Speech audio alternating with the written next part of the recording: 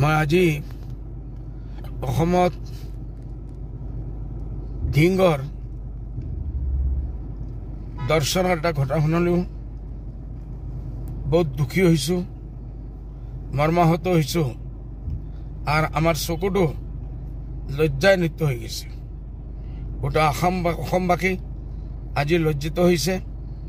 CM-এ কৈছে আৰু 23টা ঘটনা বুজি হৈছে লোকসভা ইলেকশ্যনৰ পিছত। কিয় সেই চব বেলগাঁৱৰ ওপৰত কোনো আজিলৈকে এৰেষ্ট হোৱা নাই? মই নিৰ্ভয়া কাণ্ড যেতিয়া হৈছিল, মই পাৰ্লিমেণ্টত ডিমাণ্ড দিছিলোঁ ফাঁচি দিব লাগে। চবে মোৰ মজাক উৰাইছে। আজি মই দেখিছোঁ অসমৰ কোনো এজন ব্যক্তিয়ে এনকাউণ্টাৰৰ কথা কৈ আছে। এনকাউণ্টাৰ আপোনাৰ মাৰি দিলে, আছলি মানুহ মৰিল না নকলি মানুহ মৰিলে, এইটো কোনো হিচাপ নহয়। যিমান বাচি বাচি যিমান যাৰ শত্ৰুতা হয় এনকাউণ্টাৰ কৰি শেষ কৰা হয়।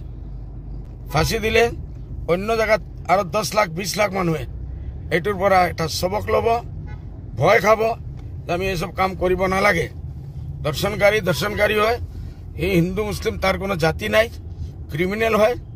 এইসববিলাক মোৰ দাবী হ'ল যিমান জলদি পাৰে মানুহে যেতিয়া চিনাক্ত কৰে বা যাৰ লগত ঘটনা হৈছে বোলে এই মানুহজন আছিল এই ঘটনাত, একদম ফাষ্ট ট্ৰেক লাগাই ফাঁসি দি দিব লাগে। তাৰপিছতে এইসব ঘটনা বন্ধ হ'ব। আজি আমি কেলকাতাত ডক্টৰৰ মামলাৰ পৰা উঠিব পৰা নাই। তাৰপিছত বদলাপুৰ মহাৰাষ্ট্ৰত হৈছে, এইটো হৈছে উত্তৰাখণ্ডত এজন মুছলিম ছোৱালীৰ লগত নাৰ্ছৰ লগত এই একে কথা হৈছে কাম। ভাৰতবৰ্ষত কি চলি আছে আমাৰ? আৰু বিজেপি চৰকাৰত এইসব কাম বেছি থেকে বেছি হৈছে।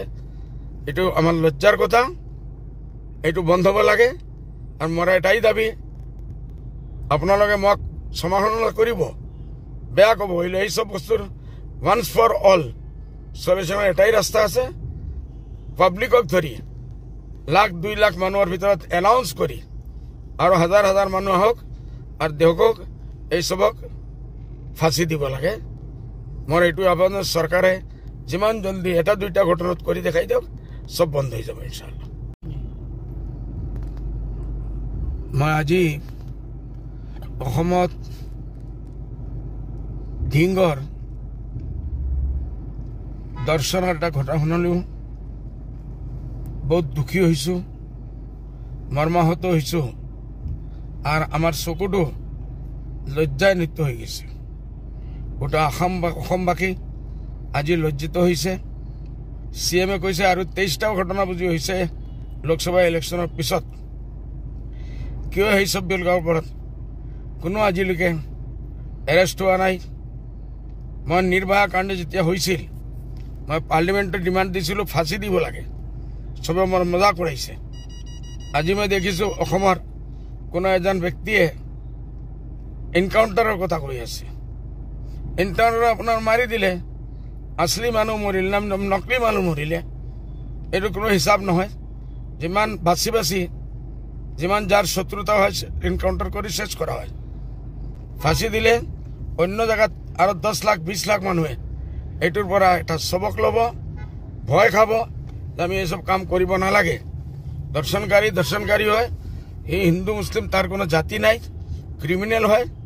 এইসববিলাক মোৰ দাবী হ'ল যিমান জলদি পাৰে মানুহে যেতিয়া চিনাক্ত কৰে বা যাৰ লগত ঘটনা হৈছে বোলে এই মানুহজন আছিল এই ঘটনাত, একদম ফাষ্ট ট্ৰেক লাগাই ফাঁসি দি দিব লাগে।